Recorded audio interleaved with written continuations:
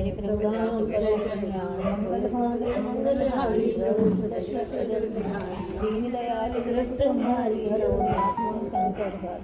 बोल श्यावर रामचंद्र भगवान की जय, हनुमान जी महाराज की जय, महाशिव पुराण की जय, शिव जी महाराज की जय। 10वां अध्याय। ब्रह्मा जी ने कहा, हे नारद, 28वां द्वापर युग में देवताओं द्वारा प्रार्थना किए जाने पर विष्णु जी ने व्यास का अवतार लिया तथा वेद का विभाग कर पुराणों को प्रकट किया। परंतु जब उनका मत प्रसिद्ध न हुआ, तब उन्होंने शिव जी की स्तुति करते हुए उनसे यह वर मांगा कि हे प्रभु, आप मुझे इस कार्य में सहायता प्रदान करें तथा मेरे मत का प्रचार करने में सहायक हों। उस समय शिव जी ने व्यास जी की प्रार्थना पर अवतार लिया, उनके मत का प्रचार करने में सहायक बने। इस वृतांत को सुनकर नारद जी बोले, हे पिता, मेरी यह इच्छा है कि आप इस कथा को विस्तार पूर्वक सुनाएं। ब्रह्मा जी बोले, अच्छा, मैं इसे विस्तार पूर्वक कहता हूँ। इस वृतांत में शिव जी एवं विष्णु जी के लीला चरित्रों का वर्णन है।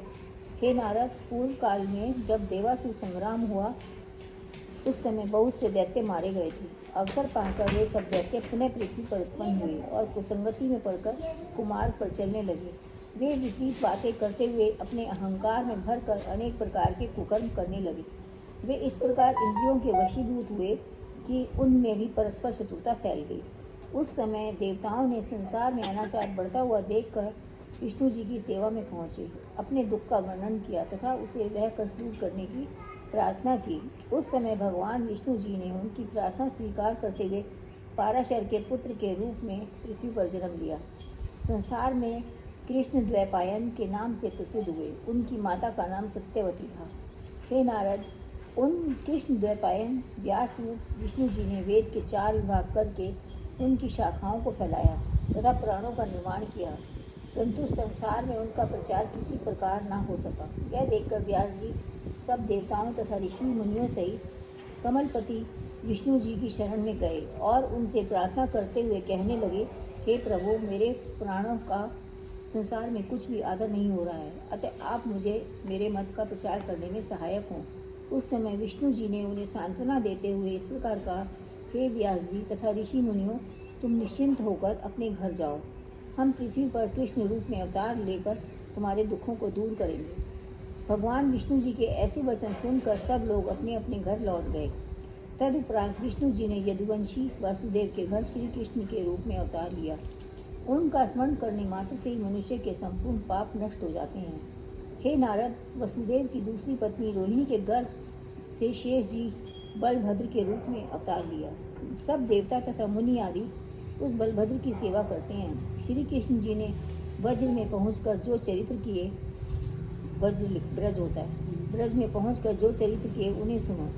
उन्होंने यशोदा तथा नंद को अपनी बाल लीलाओं द्वारा अत्यंत प्रसन्नता प्रदान की तथा गोपियों को भी बहुत मोहित किया।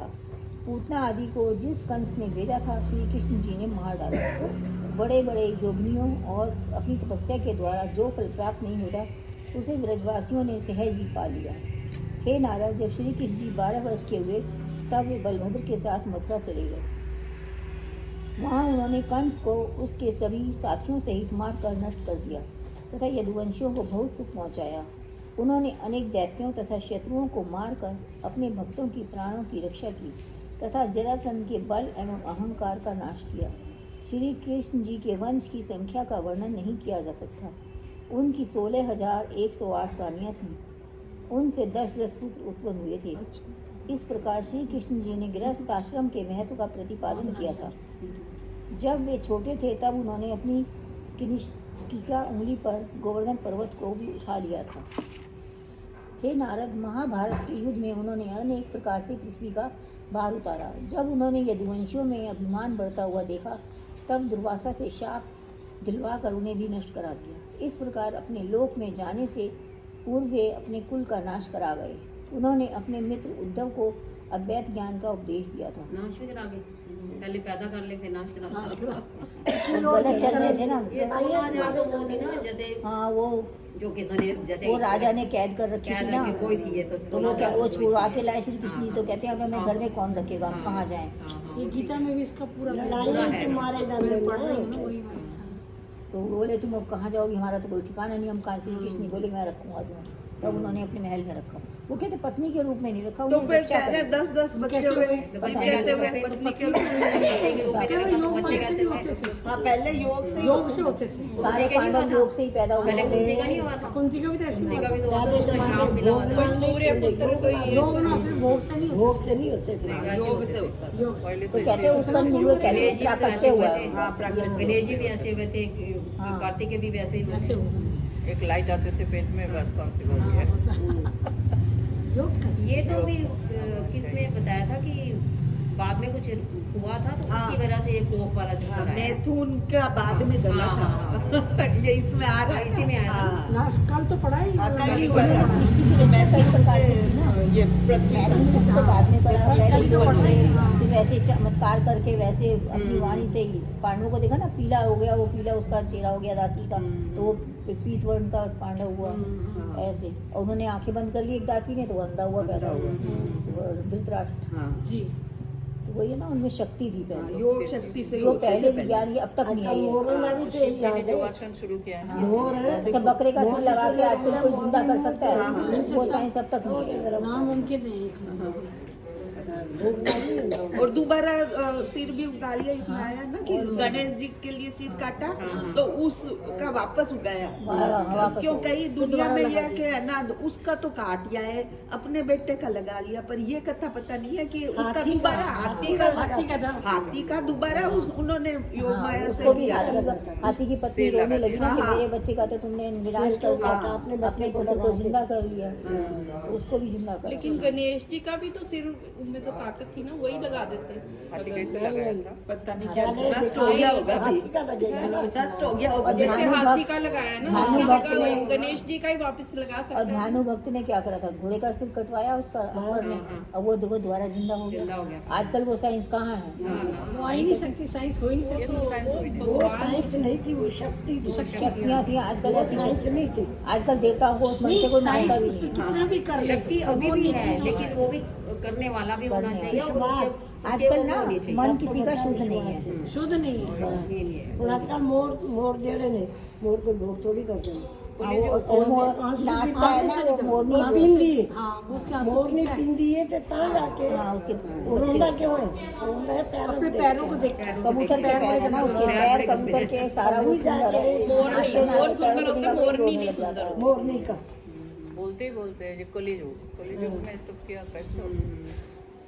कलयुग में अगर ये सब हम लोग कहेंगे ढपोस के कर रहा है। हाँ। कलयुग का आया था कि जो गाय वगैरह है वो कूड़ा कचरा खाएंगी, हाँ, ऐसा श्राप कलयुग मिल आएगा। गया था ना। हंस चुकेगा दाना तुमका कौआ मोती खाएगा। सच्ची बात हो रही है।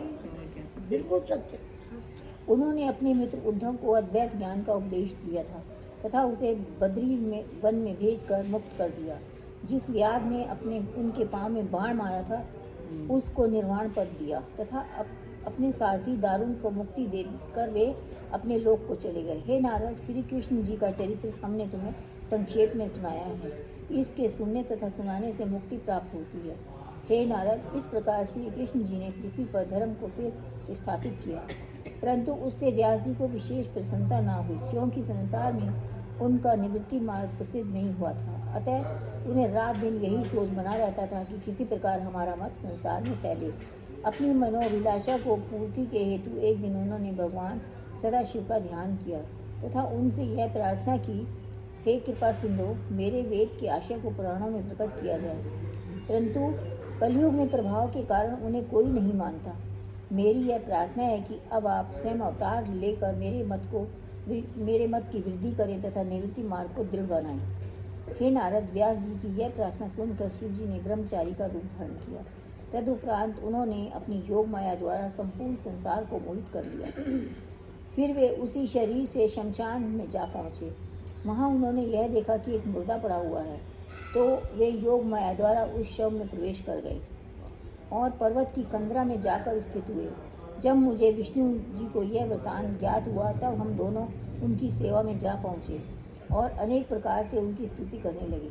भगवान सदाशिव के उस अवतार का नाम लाकुलिश था। जिस स्थान पर शिवजी विराजमान हुए थे उसे सिद्ध क्षेत्र अथवा काया चतुर कहते हैं। काल लाकुलिश शिव ने उशीक, गर्ग, मित्र तथा वृंद नामक अपने 4 शिष्य बनाए और उनके द्वारा संसार में व्यास जी के मत को प्रकट किया। उस समय सब लोगों को दुख कष्ट नष्ट हो गया और तीनों लोकों में आनंद की वृद्धि हुई। हे नारद, अब मैं तुम्हें इस सब वृतांत का सार सुनाता हूँ, जिससे तुम्हें यह ज्ञात हो जाए कि व्यास जी का अवतार किस प्रकार होता है। प्रत्येक द्वापर के अंत में विष्णु जी स्वयं अवतार लेकर वेद के विभाग करते हैं तथा प्रत्येक कलयुग के आदि में शिव जी अवतार लेकर उनके मत की स्थापना करते हैं। विष्णु जी प्रत्येक युग में 4 शिष्यों द्वारा वेद, योग तथा आश्रयों को प्रकट करते हैं। शिवलिंग का पूजन करके भस्म धारण करते हैं। हे पुत्र, तुमने यह कथा विष्णु जी से सुनी थी।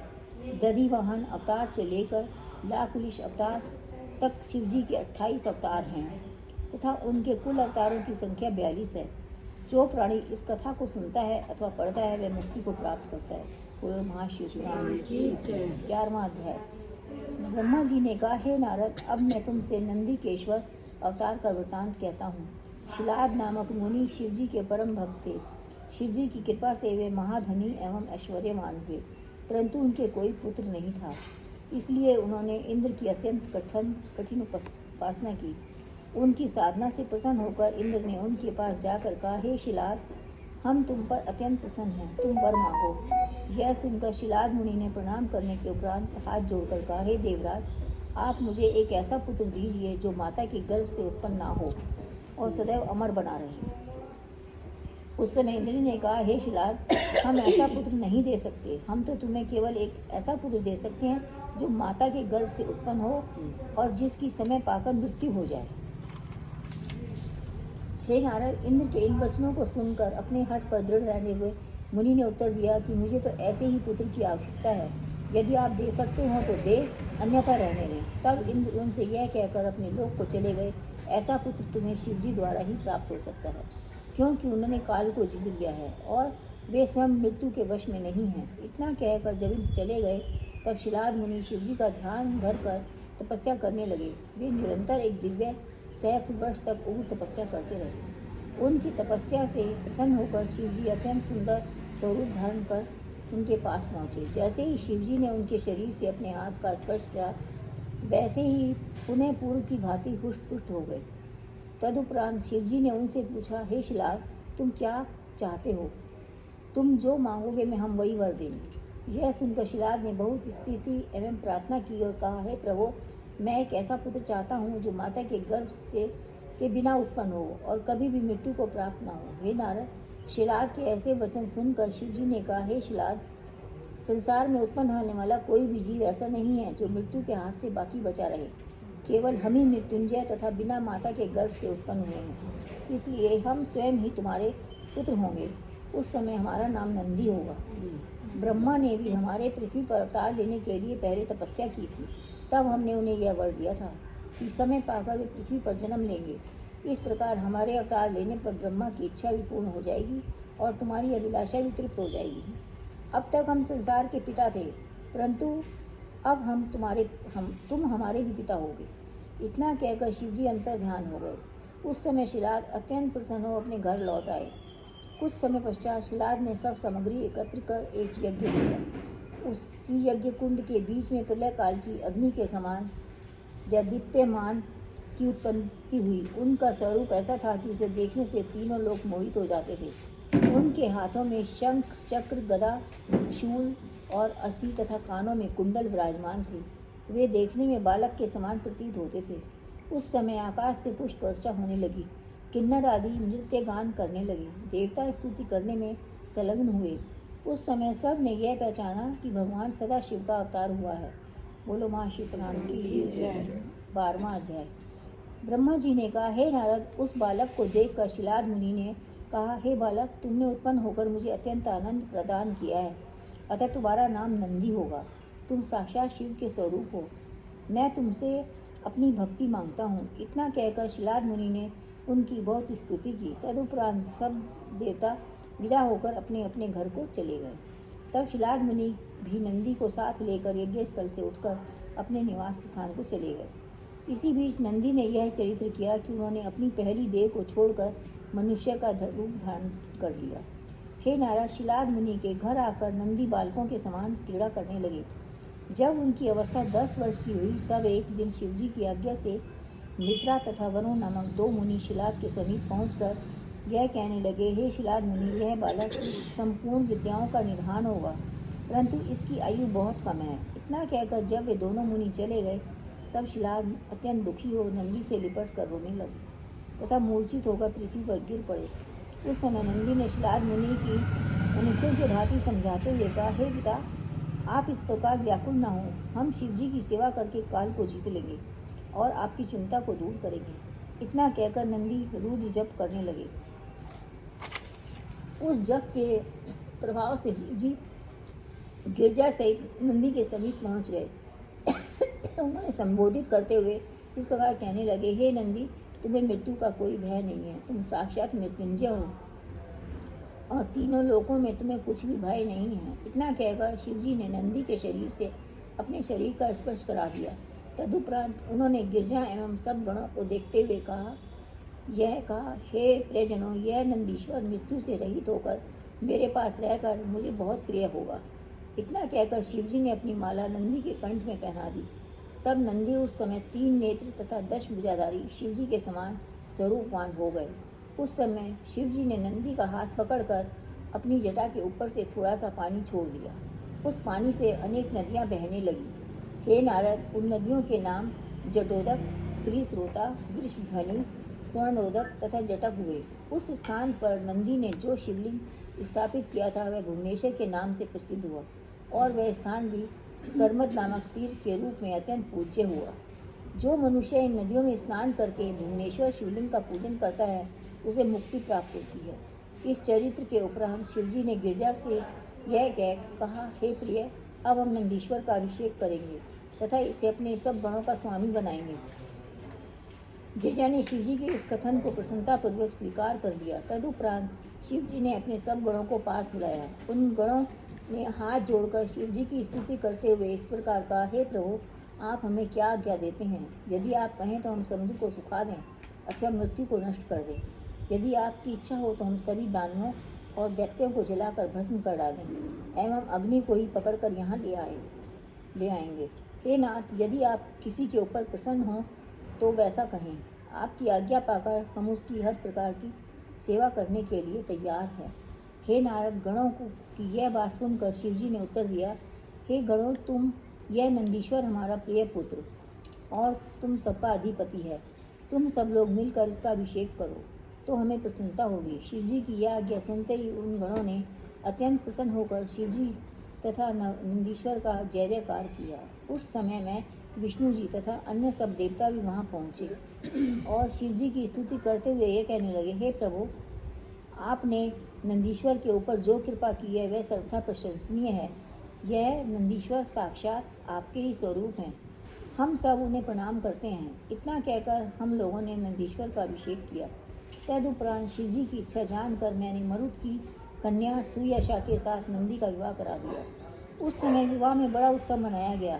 तदुपरांत नंदीश्वर अपनी पत्नी से ही सिंहासन पर विराजमान हुए और सब लोग उन्हें भेंट देने लगे। लक्ष्मी जी ने नंदीश्वर को मुकुट आदि भूषण दिए।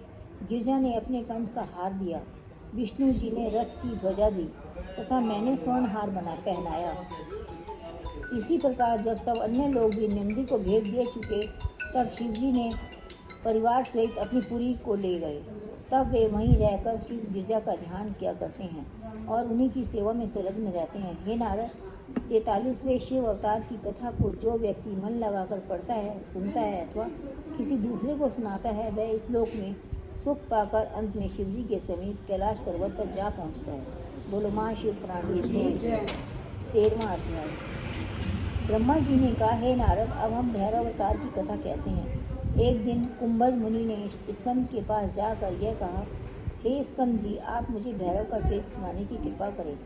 हे स्कंद जी, एक भैरव की गणना तो भूतों में है, जिनके अधीन समस्त योगिनी गण हैं और जो संसार में सब भयानक दिखाई देते हैं वह भी उसी को भैरव कहते हैं।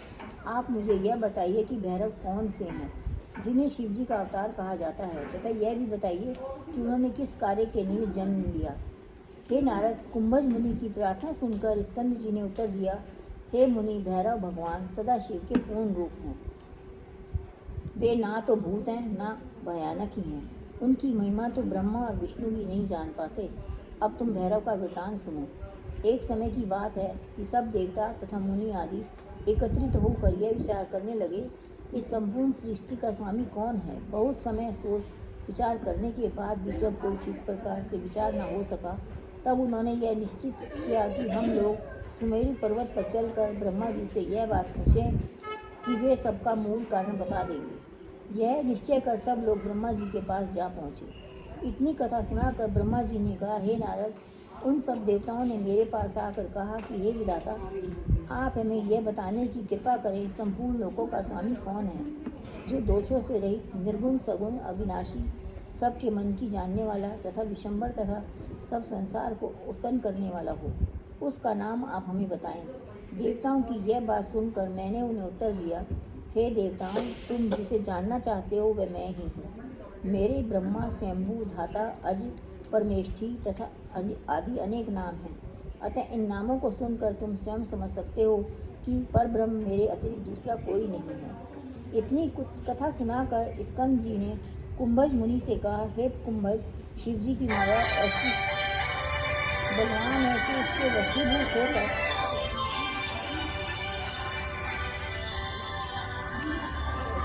तीसरी बार आ रहा है बात से, और आया भी बहुत दिनों में। इनका नहीं, मेरी भाभी है, मामा के लड़के की वो तीसरा फोन है। इतनी कथा जिस समय यह वार्तालाप हो रहा था, उसी समय विष्णु जी चतुर्भुज रूप धारण किए हुए, पीताम्बर ओढ़े, उत्तमोत्तम वस्त्र अलंकारों से सुसज्जित तथा क्रोध में लाल नेत्र किए वहाँ से प्रकट हो गए। उन्होंने सब देवताओं को संबोधित करते हुए यह कहा कि हे देवताओं, तुम इस ब्रह्मा की मूर्खता को देखो, वह कैसी उल्टी बातें कर रहा है। देवताओं से इतना कहकर विष्णु जी ब्रह्मा से बोले, हे ब्रह्मा, तुम वेद तथा पुराणों के विरुद्ध ऐसे मिथ्या वचन क्यों कह रहे हो। तुम्हारा जन्म हमारे नाभि कमल से हुआ है और तुम्हारी महिमा हमारे अधीन है। पृथ्वी का भार उतारने के लिए इसी समय हम समय समय पर अवतार लेते हैं। इसलिए हम ही निर्गुण, परम ज्योति, परम परमात्मा और पर ब्रह्म हैं। तुम अपने नाम पर मिथ्या गर्व मत करो तथा सब लोगों के सामने सच्ची बात कहो। हे कुंभज, इस प्रकार ब्रह्मा तथा विष्णु जी ने परस्पर बहुत विवाद किया तथा शिव जी को कुछ भी ना जानकर स्वयं को ब्रह्म ठहराया। वो तो महाशिव पुराण की मुझे जय। ये समझ आवड़ेगा तो पढ़ने बहुत समय टाइम है, ये क्या है?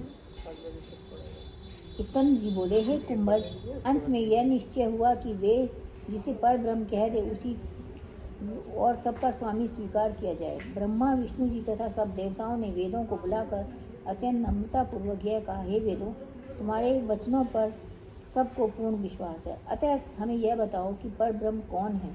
यह सुनकर वेदों ने उत्तर दिया, हे देवताओं, जब हम तुम्हीं पर अपना निर्णय छोड़ रहे हों तो हम सत्य बात ही कहेंगे, उसे सुनकर तुम्हारा संशय नष्ट हो जाएगा। इस प्रकार सब देवताओं को संबोधित करने के उपरांत सबसे पहला ऋग्वेद ने कहा, हे देवताओं, जहाँ तक संपूर्ण जीवधारी स्थित हैं और करोड़ों ब्रह्मांड दृष्टिगत होते हैं तथा जिन्हें हम वेद परम तत्व कहते हैं, वहाँ तक संतों के मत से भी वह निश्चित है कि भगवान सदाशिव पर ब्रह्म हैं, क्योंकि वे महाप्रलय में भी नष्ट नहीं होते हैं।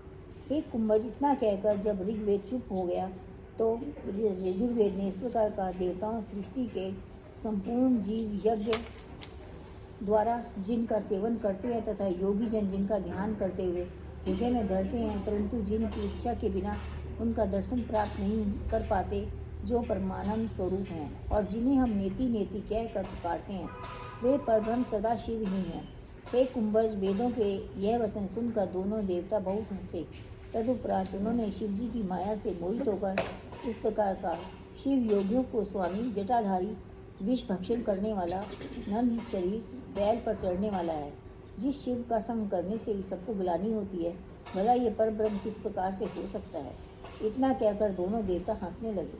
हे कुंभज, उस समय प्रणव ने दोनों देवताओं को संबोधित करके इस प्रकार का, हे सृष्टि उत्पन्न करता ब्रह्मा तथा हे पालन करता विष्णु, तुम हमारी बात मन लगाकर सुनो। तुम्हें अपने मुख से ऐसे उल्टे वचन नहीं कहने चाहिए। तुम्हें वेदों के मत का खंडन करना उचित नहीं है। वेदों ने ये सत्य ही कहा है कि परब्रह्म शिव जी की रूपरेखा को नहीं जाना जा सकता। वे तीनों लोकों में अनेक प्रकार की लीलाएं करते हैं। उन्होंने तुम्हारी प्रार्थना का स्वरूप धारण कर लिया है। वे तीनों लोकों के हृदय की बात को जानने वाले हैं। वे ब्रह्मा की प्रार्थना पर उनकी भावों के बीच में उत्पन्न हुए हैं। अब हम तुमसे शिव जी के मूल चरित्रों का वर्णन करते हैं, जिससे तुम्हारी बुद्धि भ्रष्ट न हो और तुम्हें परब्रह्म शिव जी का श्रेष्ठ ज्ञान प्राप्त हो। हे देवताओं, जिस समय कोई भी जीव ना था, यहाँ तक कि यह संसार, प्रकृति, पुरुष, ब्रह्मा तथा विष्णु आदि भी नहीं थे, उस समय एकमात्र अद्वितीय परब्रह्म माया रहित निर्गुण भगवान सदाशिवी वर्तमान थे, जिनको वेद नेति नेति कहकर पुकारते थे तथा फिर भी जिनके भेद को नहीं जान पाते। ऐसे निर्गुण स्वरूप शिव जी सृष्टि के सर्वत्र विराजमान हैं, हर शिव जी के पूर्ण अंश से उत्पन्न हुए हैं। तुम दोनों को उन सब की प्रकार से सेवा करनी चाहिए। शिवलोक में जिन शिव जी का निवास रहता है, वे ही अन्यत्र हर तथा रुद्र के नाम से प्रतिष्ठित है। वे शक्ति सहित अवतार ग्रहण करते हैं तथा कैलाश पर्वत पर स्थित रहते हैं। वे मृत्यु को अपने अधीन रखते हैं तथा अनेक प्रकार की लीलाएं करके सदैव स्वाधीन रहते हैं। उनके चरित्र को आज तक कोई नहीं जान पाया है। उनकी जो इच्छा होती है, संसार में वही कार्य होता है। वेद, पुराण तथा शास्त्र भी उन्हें आज तक नहीं जान पाए। तुम सब उन्हीं की माया द्वारा भ्रमित होकर पशुओं के समान इधर उधर भटक रहे हो। हे देवताओं, वे लीलामय शिव जी अपनी इच्छा के अनुसार अनेक स्वरूप धारण करते हैं। कभी वे योगी बन जाते हैं, कभी भोगी। वे कभी जटाएं रख लेते हैं तो कभी परम हंस गति का प्रदर्शन करते हुए स्वयं में ही देखकर ध्यान मग्न हो जाते हैं। अनेक प्रकार के भोग भोगते हैं और कभी शक्ति सहित सिंहासन पर बैठकर प्रजा का पालन करते हैं। सब देवता तथा दैत्य उन्हें प्रसन्न करके अपने मनोरथ को प्राप्त करते हैं। इस प्रकार अनेक बातें प्रणव ने सुनाई, परंतु उन दोनों के मन में मोह के कारण कुछ बोध न हुआ। उस समय शिवजी ने यह विचार किया, अब मुझे इनका मोह नष्ट कर देना चाहिए। बोलो महाशिव पुराण की जय। 15वां अध्याय।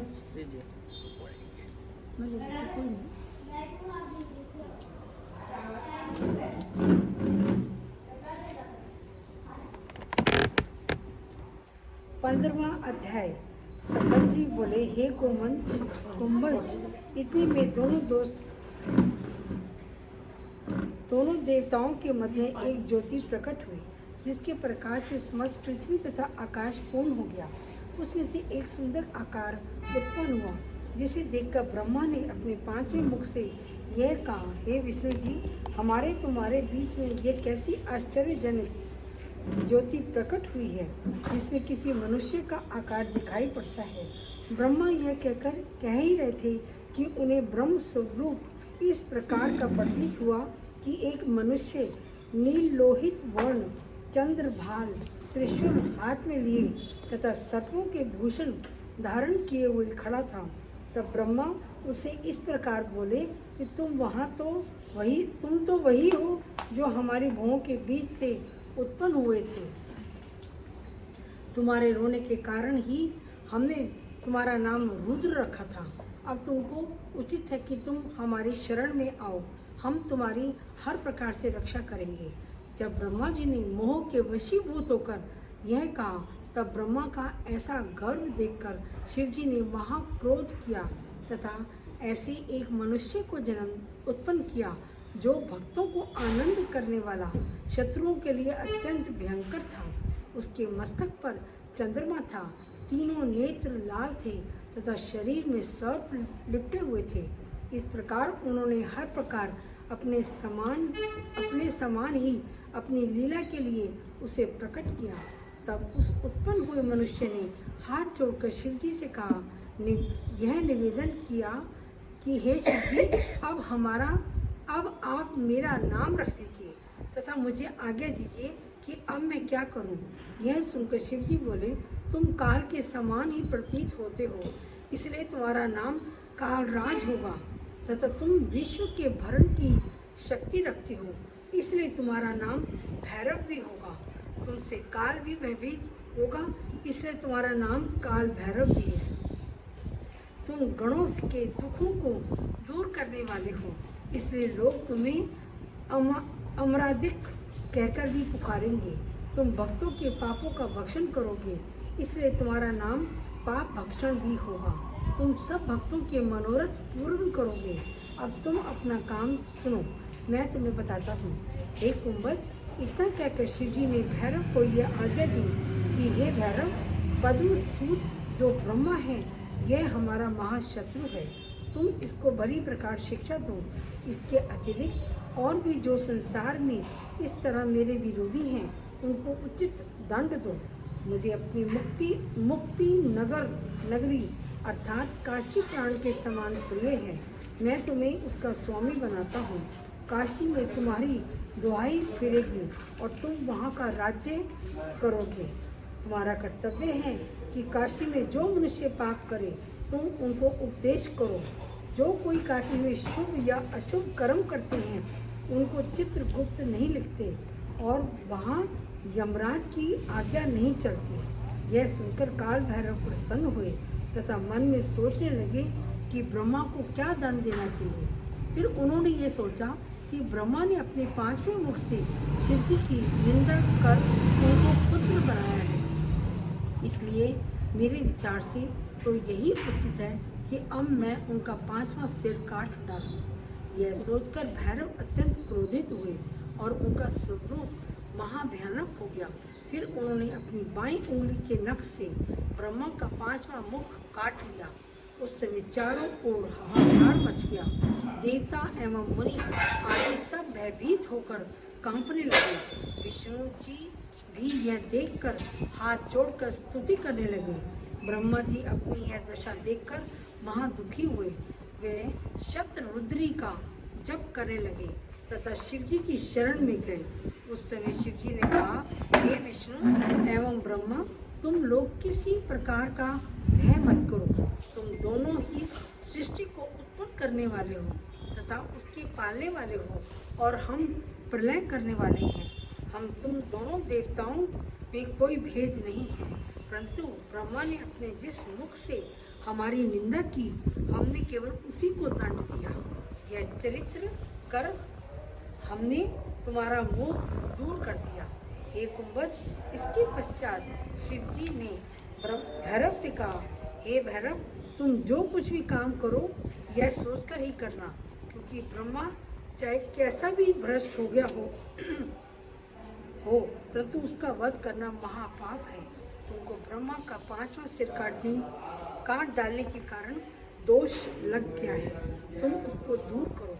यद्यपि तुमको पाप पुण्य कुछ नहीं है, फिर भी वेद के अनुसार सब कार्य करना चाहिए, जिससे कि अन्य मनुष्य भी उसका अनुकरण करें। तुम ब्रह्मा के सिर को हाथ में लिए भिक्षाटन करते हुए सब लोगों की परिक्रमा करो। शिव जी ने इतना कहकर एक स्त्री प्रकट की, जिसका आकार बहुत बड़ा था। उसका नाम उन्होंने ब्रह्म हत्या रखा। वह महाभयंकर थी, उसका रूप भय प्रदान करने वाला था। उसका शरीर रक्तमय था तथा वह रक्त रूपी वस्त्र पहने हुए थी और सब शरीर में रुधिर लगाए हुए थी। वह आकाश तक सिर उठाए हाथ में खप्पर लिए हुए थे, जिसमें से यह रक्तपान करती जाती थी। उस प्रलय काल के मेघ के समान महाभयंकर ब्रह्म हत्या को शिव जी ने प्रकट करके उससे कहा कि काशी तुम्हारी नगरी है, वहाँ जब तक भैरव लौटकर ना आवे तब तक उनको ना छोड़ना, चाहे कोई करोड़ों उपाय करे। काशी के अतिरिक्त तुम्हारी 3 लोकों में गति होगी। शिव जी यह कहकर अंतर्ध्यान हो गए। तब भैरव जी शिव जी की आज्ञा स्वीकार कर ब्रह्मा का सिर लिए हुए भिक्षाटन करते रहे। वह उच्च स्वर से सबको अपने पापों के विषय में बताते थे। बोलो शिव पुराण की जय। 16वां अध्याय। ब्रह्मा जी बोले, हे नारद, शिव जी की आज्ञा अनुसार ब्रह्म हत्या भैरव के पीछे पीछे घनघोर शब्द करती हुई चली। भैरव समस्त संसार में भ्रमण करते फिरे।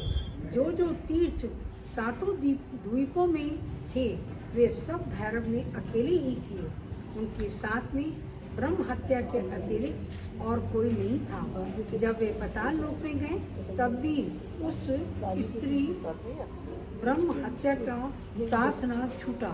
फिर उन्होंने ऊपर के लोकों में भी भ्रमण किया, परंतु वे सदैव उनके साथ रही। इसी प्रकार भैरव समस्त ब्रह्मांड में घूमते रहे। जहाँ भैरव ब्रह्मा का सिर लेके जाते थे, वहाँ के निवासी अन्न धन से परिपूर्ण हो जाते थे। अंत में भैरव अत्यंत दुखी होकर यह सोचकर नारायण लोक को चले कि वहाँ जाने से पाप मुक्त हो जाएंगे। उस समय विष्णु जी ने भैरव को आते देख लक्ष्मी से कहा, हे लक्ष्मी, देखो पर ब्रह्म शिव जी यहाँ आ रहे हैं। धरती धन्य है, वे हम पर कृपा करके ही यहाँ आ रहे हैं। थोड़ी देर में जब भैरव निकट आए तो विष्णु जी ने समस्त सभा सहित उठकर भैरव की स्तुति करते हुए कहा, हे सदाशिव, आप तो सब पापों को दूर करने वाले, भक्तों को आनंद प्रदान करने वाले तथा अविनाशी हैं। आप यह क्या चरित्र तथा लीला कर रहे हैं? आप कृपा करके हमें यह बताएं कि आपके हाथ में जो सिर है उसे लेकर भ्रमण करने का क्या कारण है? आप संसार के महाराज धीराज हैं, फिर इस प्रकार आपका भिक्षा मांगना आश्चर्यजनक है। हे नारद, विष्णु जी की यह बात सुनकर भैरव ने कहा, हे विष्णु, हम ब्रह्मा का सिर काटकर पापी हुए हैं। उस पाप से मुक्ति पाने के लिए हम संसार का भ्रमण कर रहे हैं। यह सुनकर विष्णु जी बोले, हे प्रभु, मुझसे तीनों लोगों को मोहित करने वाली माया को आप दूर रखिए। आपको पुण्य तथा पाप से कोई मतलब नहीं। आपके नाम जपने से सब पाप नष्ट हो जाते हैं। जब आप प्रलय में देवताओं, दैत्यों, मुनीश्वरों तथा वर्णाश्रम आदि को नष्ट करते हैं, तब आपको कोई पाप क्यों नहीं लगता? उस समय तो आप ब्रह्मा का अभाव ही कर देते हैं। तब केवल एक सिर के काटने से ही आपको पाप कैसे लग सकता है? आपके गले में अन्य कल्पों के ब्रह्माओं के सिर पड़े हुए हैं, आपको उनकी ब्रह्म हत्या क्यों नहीं लगती? फिर आप अपने को पापी क्यों ठहराते हैं? आपकी लीला विचित्र है, उसको देवता तथा मुनि कोई नहीं जानते। जो मनुष्य एक बार आपका ध्यान करता है, उसकी दुख तथा ब्रह्म हत्या आदि पाप नष्ट हो जाते हैं। यदि शत्रु भी आपके शिव शंकर, शशि शेखर आदि नाम ले लें, तो वे भी आवागमन से मुक्ति पाकर कैलाश में वास करता है, क्योंकि आपका नाम शुभ है। इस प्रकार हाथ में सिर लेकर आपका भ्रमण करना उचित नहीं। हमारे बड़े भाग्य हैं कि आज आप हमारे लोक में विराजमान हुए तथा आपकी दृष्टि अमृत के समान गुणवान है, जिसको देखने मात्र से ही फिर आवागमन का भय नहीं रहता है। इस प्रकार विष्णु जी सदा शिव जी के गुणों का वर्णन कर रहे थे। तभी भैरव ने भिक्षा मांगी। लक्ष्मी ने उन्हें भिक्षा देकर प्रणाम किया। तदुपरांत भैरव भिक्षा लेकर आगे बढ़े और उनके पीछे पीछे ब्रह्म हत्या भी चलने लगी। बोलो शिव पुराण की जय। 17वां अध्याय। सकंद जी बोले, हे कुंभज, विष्णु जी ने ब्रह्म हत्या को इस प्रकार भैरव के पीछे जाते हुए देखकर कहा, हे ब्रह्म हत्या, तू भैरव का पीछा छोड़ दे और तुझे जो वर चाहिए वह हमसे मांग ले। विष्णु जी के ऐसे वचन सुनकर ब्रह्म हत्या ने हंसकर कहा कि मैं शिव जी की आज्ञा अनुसार ही भैरव के पीछे फिर कर अपने को शुद्ध करती फिरती हूँ। मैं भैरव को किसी प्रकार का दुख नहीं देती। जो कोई भैरव का नाम लेता है, मैं तुरंत उसका घर त्याग कर भाग जाती हूँ। ब्रह्म हत्या यह कहे उसी समय भैरव के पीछे पीछे चलने लगी। उस समय भैरव ने विष्णु जी के ऐसे स्नेह को देखकर कहा, हे विष्णु, तुम्हारी जो इच्छा हो हमसे वह वर मांग लो। हमको यह चंडाल हत्या कोई दुख नहीं दे सकती। हम स्वयं ही यह चित्र संसार के लिए कर रहे हैं। यह सुनकर विष्णु जी बोले, हे प्रभु, हमको तो यही सबसे बड़ा वर मिला है कि आप हमारे लोक को आए। हमारी इच्छा है कि हम प्रतिदिन आपके चरण कमलों का ध्यान किया करें तथा हमको प्रतिदिन आपका दर्शन लाभ प्राप्त हो। विष्णु जी की ऐसी इच्छा जानकर भैरव ने कहा, हे विष्णु, हमने तुमको यही वर दिया, अब तुम भी देवताओं तथा मुनीश्वरों को वर दिया करो और आनंद पूर्वक तीनों लोकों के स्वामी बनकर बैठे रहो। भैरव ने विष्णु जी को यह वरदान देकर तीनों लोकों की परिक्रमा की तथा काशी की ओर चले। जब भैरव काशी के समीप पहुँचे तब ब्रह्म हत्या अत्यंत भयभीत होकर चिल्लाने लगी। जब भैरव वहाँ बैठ गए तब वहाँ हाहाकार करके पृथ्वी के नीचे चली गई। उस समय भैरव के हाथ से ब्रह्मा का सिर धरती पर गिर पड़ा। यह देखकर भैरव अत्यंत प्रसन्न हुए तथा सब देवताओं एवं मुनीश्वरों ने जय जयकार किया। तब भैरव प्रसन्न होकर नाचने लगे। हे कुंभज, काशी की महिमा परम श्रेष्ठ है, हम उसकी महिमा कहाँ तक वर्णन करें। वह सर्वश्रेष्ठ कपाल मोचन तीर्थ है। हे कुंभज, भैरव का अवतार मार्ग शीर्ष की कृष्णाष्टमी को हुआ था। जो कोई उस दिन व्रत करते हैं उनके जन्म भर के पाप नष्ट हो जाते हैं। उस दिन जागरण का भी यही फल मिलता है। यदि कोई भैरव के निकट जाकर काशी व्रत को करे तो उसके समस्त पाप दूर हो जाते हैं। जो कोई अष्टमी, चतुर्दशी तथा रविवार को भैरव तीर्थ की यात्रा करेगा उसे सब पापों से मुक्ति मिलेगी। जो कोई भैरव की 8 परिक्रमा करे तो उसको तीनों प्रकार के पाप नहीं लगेंगे। भैरव का यह व्रत सब व्रतों का राजा तथा चारों फलों को प्रदान करने वाला है। इस व्रत के करने से भैरव अत्यंत प्रसन्न हुए। भैरव चरित्र के सुनने से भी मुक्ति तथा आनंद मिलता है। बोलो शिव पुराण 18वां अध्याय। ये पढ़ लीजिए। ब्रह्मा जी बोले, हे नारद, इससे पूर्व हम वीरभद्र अवतार का विस्तार पूर्वक वर्णन कर चुके हैं। अब हम तुम्हें वही फिर संक्षेप में सुनाते हैं। हमारे पुत्र दक्ष प्रजापति ने अपनी बुद्धिहीनता के कारण शिवजी के साथ वैर बढ़ाकर उनकी निंदा की, परंतु शिवजी ने उसके ऐसे अज्ञानपूर्ण वचनों का कोई विचार न किया। इसलिए जब यह यज्ञ करने लगा तब समस्त देवता तथा मैं भी अपने परिवारों सहित उस यज्ञ में सम्मिलित होने के लिए गया। यद्यपि वहाँ बड़ी धूमधाम थी, परंतु शिवजी के बिना कोई शोभा न थी।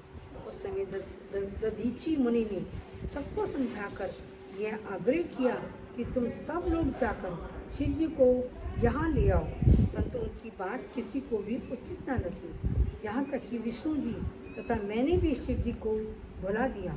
अंत में दधीची मुनि का यह कहकर कि यह यज्ञ बिना शिवजी के किसी प्रकार भी पूर्ण ना होगा, बाहर चले गए।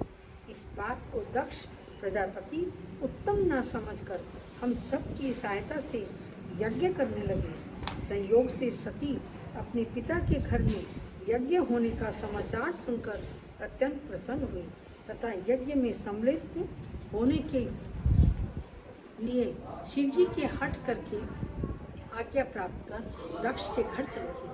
वहाँ पहुँचकर शिवजी की अत्यंत अप्रतिष्ठा देखकर उनको क्रोधित होकर यह कहा, हे दक्ष, ब्रह्मा विष्णु सब देवता तथा मुनि आदि, क्या तुम सबकी बुद्धि नष्ट हो गई है? जो तुम सबने शिवजी के बिना यज्ञ करना चाहा है, तुम सबको इसका फल अवश्य मिलेगा। यह कहकर सती योग धारण कर वहीं जल गए। हे नारद, इस प्रकार सती को जलती हुई देखकर चारों ओर हाहाकार मच गया तथा सब लोग व्यवस्थित हो गए।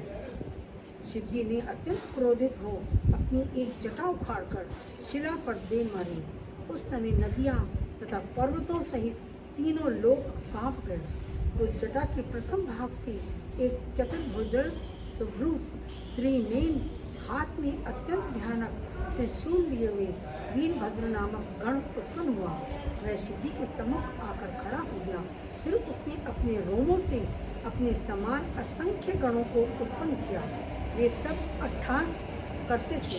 जटा के दूसरे भाग से श्री महाकाली वहाँ भयानक रूप धारण किए हुए अपने साथ करोड़ों योगियों को लिए हुए भयंकर शब्द करती हुई प्रकट हुई।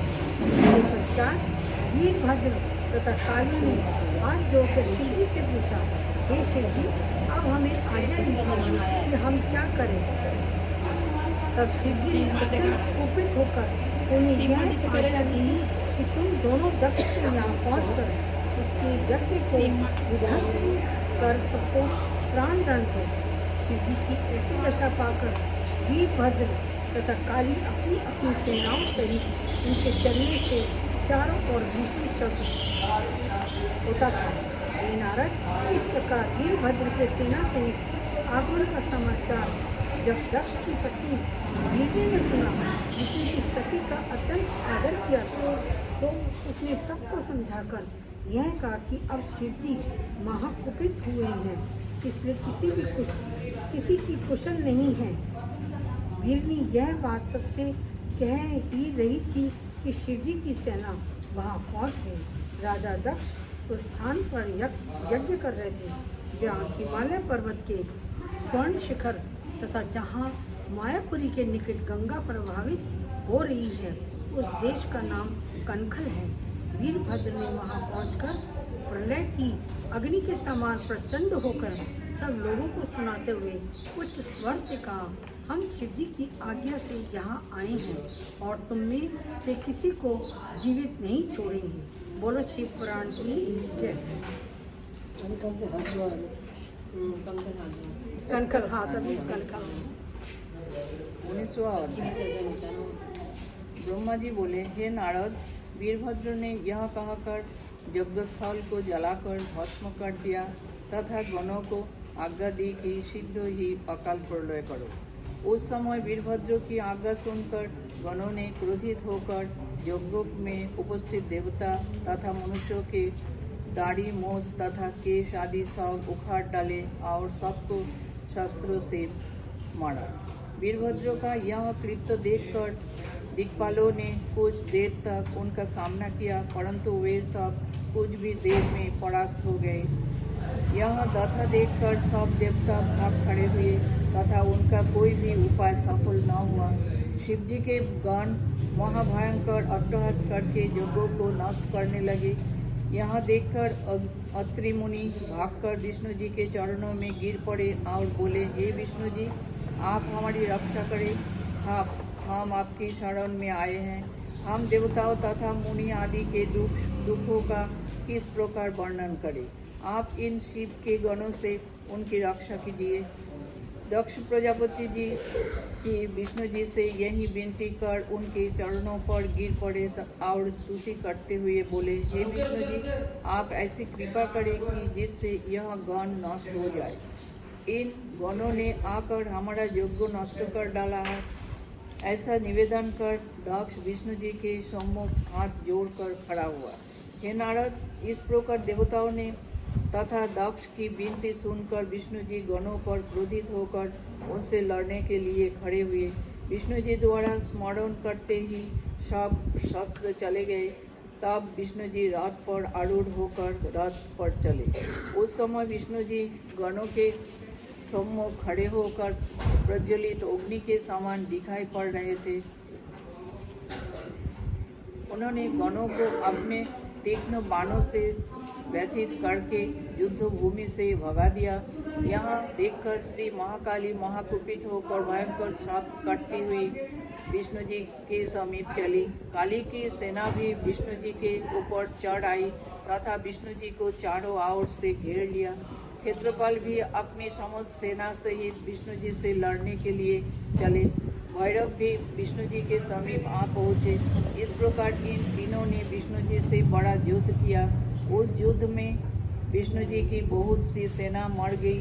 अंत में विष्णु जी ने सबको परास्त कर अपना तेज इतना बढ़ाया कि कोई उनसे युद्ध न कर सके।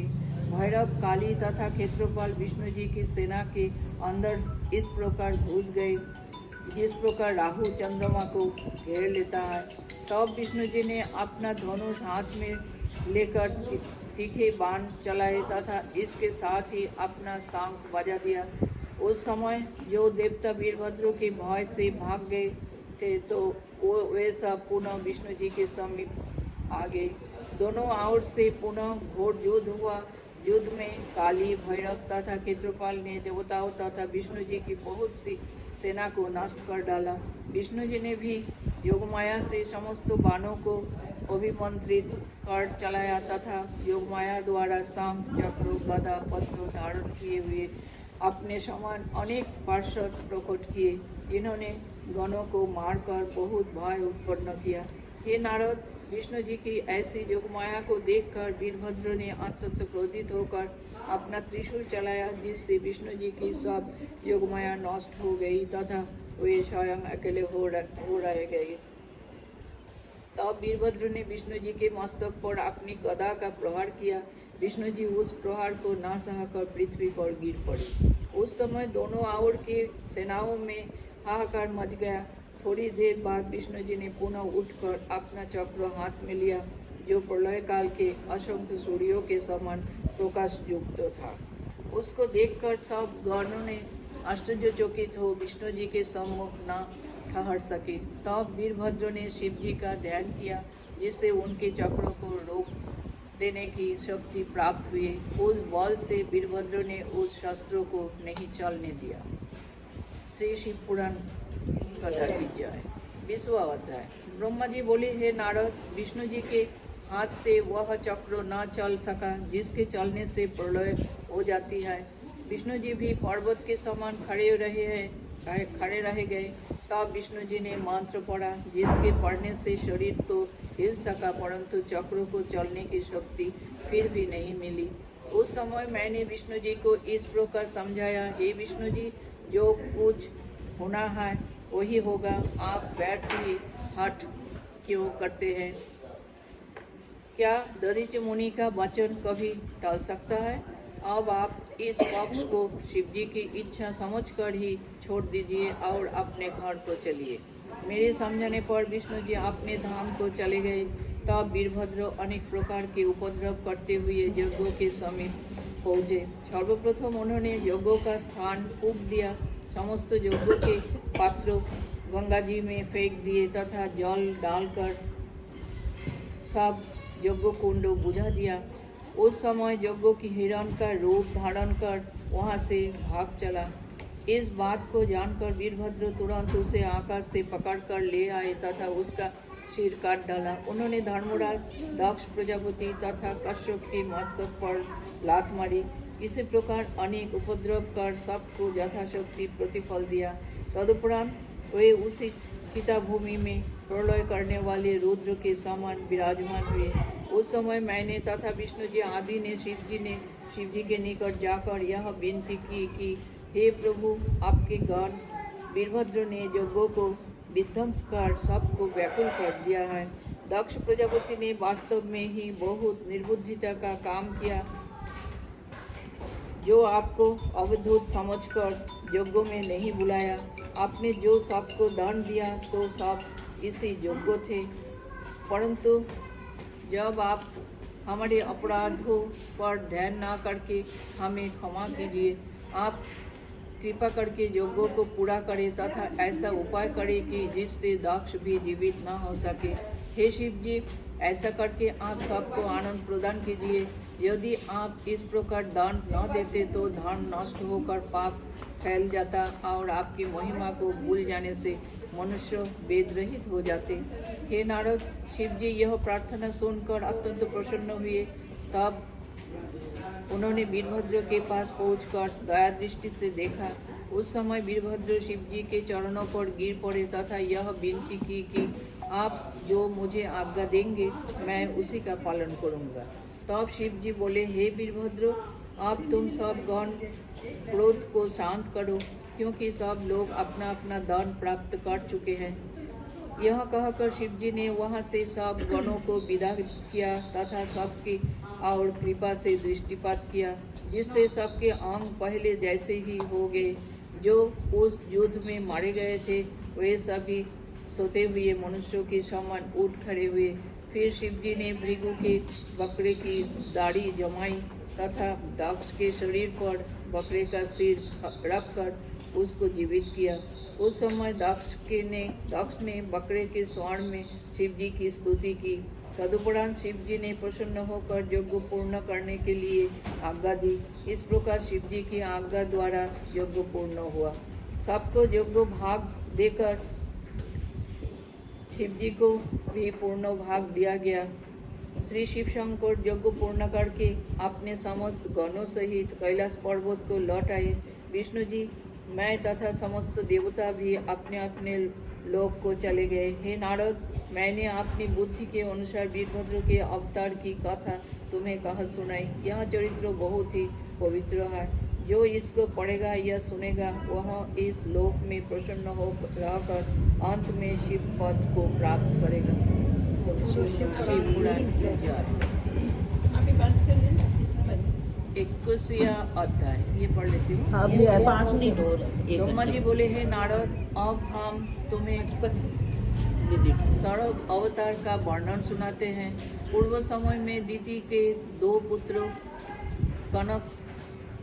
कनकशिपु तथा कनकाक्ष नामक उत्पन्न हुए, जो देवताओं के बड़े शत्रु थे। संसार में केवल उन्हीं की आज्ञा चलती थी। उन्होंने देवताओं को बड़ा दुख पहुंचाया और अधिक पापों के कारण संसार में बड़े उपद्रव उठने लगे। उनमें से जो छोटा भाई कनकाक्ष था, उसको तो विष्णु जी ने बड़ा अवतार लेकर मार डाला। कनकशिपु के 4 पुत्र उत्पन्न हुए। उनमें सबसे छोटा पुत्र प्रहलाद था। वह बड़ा सत्यवादी, तपस्वी, धर्मनिष्ठ, आत्मज्ञानी तथा विष्णु जी का परम भक्त हुआ। उसने उत्पन्न होते ही विष्णु जी की पूजा की। विष्णु जी के अतिरिक्त उसने संसार में अन्य किसी वस्तु को नहीं देखा। वह विष्णु जी के अष्टाक्षर मंत्रों का नित्य प्रति आनंद से पाठ करता था। एक दिन कनकशिपु ने प्रहलाद को गुरु के पास विद्या अध्ययन के लिए भेजा। प्रहलाद गुरु के यहाँ भी विष्णु का अष्टाक्षर मंत्र जपा करता था। गुरु जो राजनीति आदि विषय पढ़ाते, प्रहलाद उसे न पढ़ता। एक दिन कनकशिपु ने परीक्षा लेने के लिए प्रहलाद को अपने पास बुलाकर अध्ययन का हाल पूछा और कहा, हे पुत्र, तुमने अब तक जो गुरु से पढ़ा है वह हमें सुनाओ। पापा लोग जो पढ़ा पकड़ते थे कैसा लगता था। अब सुनाओ वापस। हे पुत्र, तुमने अब तक जो गुरु से पढ़ा है वो हमें सुना। हे नारद, पिता के ऐसे वचन सुनकर प्रहलाद ने उत्तर दिया, हे पिता, मैंने उन विष्णु जी का नाम पढ़ा है जिनकी सेवा से दोनों लोकों में आनंद प्राप्त होता है। संसार में उन वैकुंठवासी विष्णु जी के समान और कोई नहीं है। कनकशिपु ने प्रहलाद के ऐसे वचन सुनकर उसको अपनी गोद से फेंक दिया और यह कहा, हे प्रहलाद, विष्णु कौन है जिसके चरणों की प्रीति तुम्हें उत्पन्न हुई है? संसार में मुझसे बड़ा और कौन है? पिता के ऐसे वचन सुनकर प्रहलाद बिल्कुल भयभीत नहीं हुआ। उसने उचित शब्द से विष्णु जी का नाम लेते हुए कहा, हे पिता, मुझ पर उपकार करने वाले वही है। विश्वास था ना। यह कहकर प्रहलाद विष्णु जी के चरणों में और भी अपनी भक्ति का उपदेश देकर उनके हृदय में भक्ति भावना उत्पन्न करने लगा। हे नारद, वह धर्म बहुत बड़ा आनंद प्रदान करने वाला है, जिसमें अपने स्वामी के चरणों की सेवा न छूटे। निदान अपने पुत्रों की ऐसी भगवत भक्ति देखकर कनकशिपु ने दैत्यों को बुलाकर प्रहलाद को मार डालने की आज्ञा दी और उनसे कहा, यह बालक हमारा शत्रु होकर हमारे विरोधियों की सेवा करता है, इसलिए इसका तुरंत वध कर दिया जाए। दैत्यों ने कनकशिपु की यह आज्ञा सुनकर प्रहलाद को अनेक प्रकार से मारने का बहुत प्रयत्न किया, परंतु प्रहलाद के शरीर में एक भी घाव न लगा। लगता भी कैसे भगवान विष्णु जी तो पहले से ही उसकी रक्षा करने के लिए तैयार थे। इस प्रकार विष्णु जी ने प्रहलाद की रक्षा की। जब कनकशिपु ने प्रहलाद के न मरने का समाचार सुना, तब वह बहुत क्रोधित हुआ। उसने प्रहलाद को अपने पास बुलाया और बोला, हे पुत्र, तो मुझे बता कि तेरा स्वामी कौन है और वह कहाँ है। मैं तेरा वध करता हूँ। यदि यह वास्तव में तेरा स्वामी है तो मुझसे तेरी रक्षा करे। यह कहकर वह अपना खंड लेकर प्रहलाद का सिर काटने को तैयार हो गया, परंतु प्रहलाद को किसी प्रकार का भय न हुआ। उसने दृढ़ता से उत्तर दिया कि मेरा स्वामी सब जगह वर्तमान है तथा सब में विद्यमान है। उसके सिवा मुझे कोई नहीं मार सकता। स्वामी अपने भक्तों की सदैव रक्षा करता है।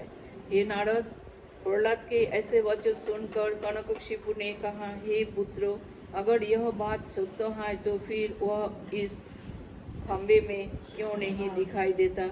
इतना कहकर उसने खंबे पर तलवार चलाई। तलवार के लगते ही खंबे में से अत्यंत भयंकर शब्द हुआ और भक्तों के पालक विष्णु जी नरहरि रूप होकर उसी खंबे से प्रकट हो गए। उन्होंने ब्रह्मा जी का बड़ स्थिर